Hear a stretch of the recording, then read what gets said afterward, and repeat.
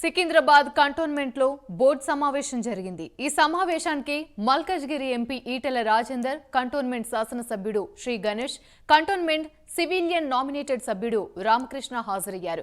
Cantonment లో elevated కారిడార్లకు సంబంధించి ప్రజలకు ఎలాంటి ఇబ్బందులు లేకుండా పనులు ప్రారంభించాలని సమావేశంలో నేతలు తీర్మానించారు।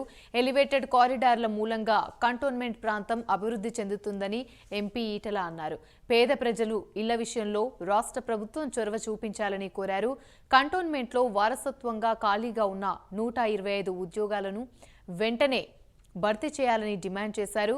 పార్కుల్లో అభివృద్ధితో పాటు కమ్యూనిటీ హాళ్లను శుభకార్యాలకు వినియోగించే విధంగా మార్చాలని ఎంపీ ఈటెల రాజేందర్ కోరారు।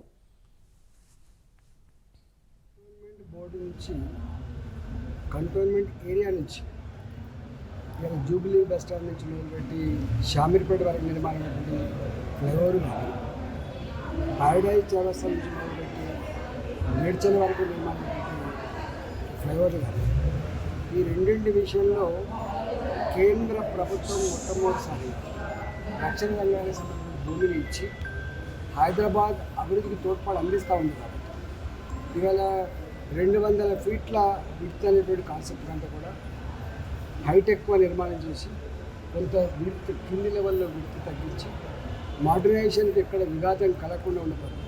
120 ఫీట్లు 130 కార్ఖానా లాంటి ఏరియాలలో, మీకు తిరుమలగిరి లాంటి ఏరియాలో విపరీతంగా షాపులు నష్టపోతున్న ఆస్కారం ఉంది। కాబట్టి అట్లాంటి ప్రపోజల్ డెఫినెట్గా అది ఆమోదం పొందుతుందని చెప్పి నేను భావిస్తాను।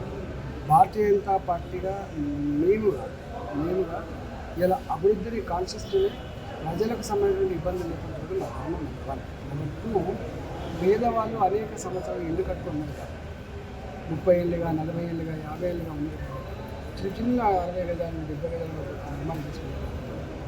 రాష్ట్ర ప్రభుత్వ పరంగా భూములు కంపెన్సేట్ చేసి వాటి అన్నింటినీ రెగ్యులరైజ్ చేయడం కాన్సెప్ట్ కూడా మేము కంటోన్మెంట్ ప్రాంతానికి మోదీ ప్రభుత్వం నుంచి ఎలాంటి నిధులు రావట్లేదని కంటోన్మెంట్ ఎమ్మెల్యే శ్రీ గణేష్ అన్నారు।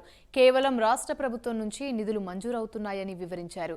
ప్రజల అభివృద్ధి కోసమే కాంగ్రెస్ ప్రభుత్వం అనేక అభివృద్ధి సంక్షేమ కార్యక్రమాలు చేపట్టిందని తెలిపారు। త్వరలోనే కంటోన్మెంట్ ప్రాంతంలో స్పోర్ట్స్ కాంప్లెక్స్ కూడా నిర్మించేందుకు ప్రభుత్వం నిధులు మంజూరు చేయబోతుందన్నారు। కంటోన్మెంట్ అభివృద్ధి ధ్యేయంగా కాంగ్రెస్ ప్రభుత్వం పనిచేస్తుందన్నారు। కాన్స్టిట్యున్సీకి ఏదైతే అవసరం ఉందో దాని మీద చర్చించడం జరిగింది। చర్చతో పాటు రిప్రజెంటేషన్ కూడా ఇవ్వడం జరిగింది।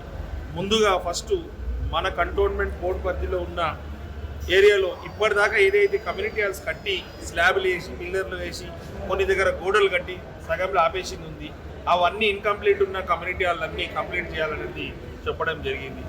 రెండవది, ఈరోజు రాష్ట్ర ప్రభుత్వం మన గౌరవ ముఖ్యమంత్రి రేవంత్ రెడ్డి గారు స్పోర్ట్స్కు ప్రాధాన్యత ఇచ్చి స్పోర్ట్స్ యూనివర్సిటీలు తీసుకురావడం, ప్రతి పార్లమెంట్ కాన్స్టిట్యున్సీకి ఒక స్పోర్ట్స్ స్కూల్ పెట్టడం జరుగుతుంది। స్పోర్ట్స్ కాంప్లెక్స్ కట్టుకోగలిగితే రాష్ట్ర ప్రభుత్వం నిధులు ఇస్తుంది। కంప్లీట్ అయితే మన దగ్గర ఎంతోమందికి స్పోర్ట్స్ మెన్ని తయారు చేయడానికి, స్పోర్ట్స్ గర్ల్స్ కావచ్చు, ఉమెన్స్ కావచ్చు, స్పోర్ట్స్ మెన్స్ని కూడా తయారు చేసి అంతర్జాతీయ స్థాయిలో పోటీలో పాల్గొనే సామర్థ్యం మన దగ్గర ఉన్నా కూడా సరైన వసతులు లేక స్పోర్ట్స్ మెన్లు రాణించలేకపోతున్నారు। వాళ్ళందరూ రాణించాలనేది నా ఉద్దేశంతో స్పోర్ట్స్ కాంప్లెక్స్ కూడా కట్టాలని ప్రపోజల్ పెట్టడం జరిగింది। వీళ్ళు స్టేట్ గవర్నమెంట్ తోటి మాట్లాడుకొని కాంప్లెక్స్ కూడా వీళ్ళు ల్యాండ్ ఇస్తే కంటోన్మెంట్ వాళ్ళు మనకు